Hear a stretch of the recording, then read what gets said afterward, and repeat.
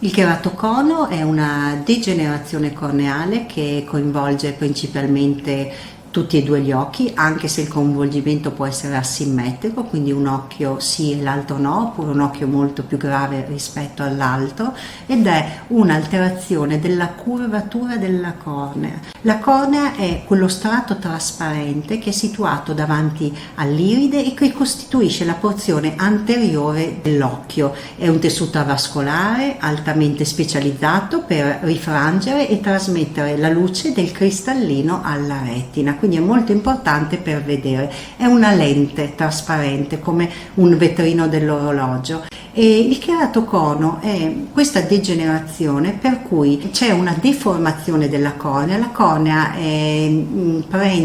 diventa ectasica, quindi determina un'irregolarità a forma di cono, è per quello che viene chiamato keratocono, ed è visibile con degli esami, ad esempio una topografia corneale in cui si vede questa goccia rossa che indica proprio il grado di ectasia, cioè il grado di eccesso di curvatura che ha questa cornea.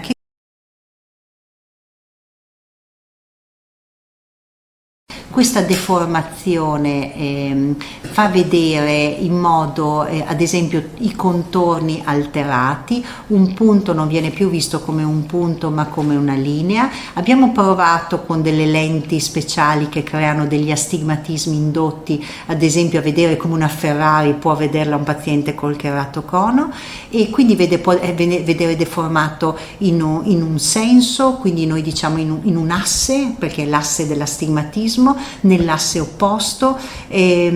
Di solito il keratocono è nel settore inferotemporale, quindi in basso ed esterno, e quindi c'è questo astigmatismo, come vedete con queste foto della Ferrari, in cui vengono deformate con una certa, seguendo un certo asse. Dopodiché, se la cornea inizia anche ad opacarsi, oltre a vedere deformato, si vede annebbiato, e quindi anche i colori, visto che la cornea inizia ad avere delle alterazioni di trasparenza, quindi queste opacità specifiche per il keratocono, i colori vengono visti in modo alterato, quindi non più così nitidi, e tutto appare come nella nebbia e deformato.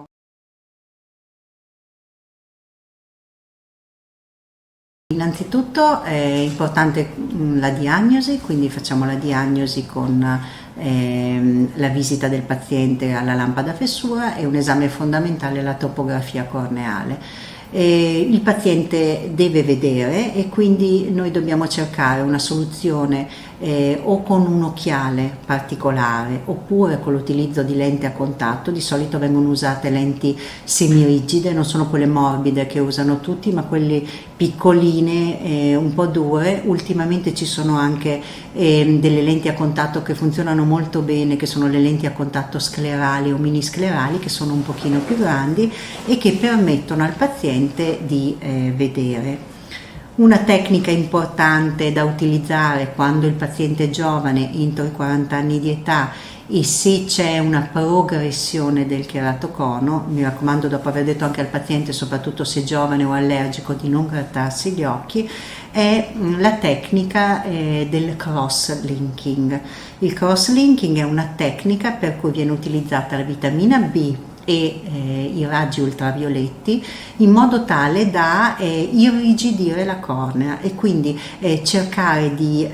trasformare questo tessuto molle in un tessuto più rigido, cross-linkato, in modo tale che l'evoluzione, quindi la deformazione della cornea, si blocchi.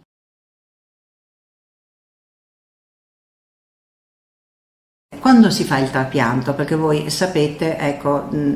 parliamo di trapianti, noi facciamo a Venezia tanti trapianti di cornea, però la selezione del paziente è molto molto importante, perché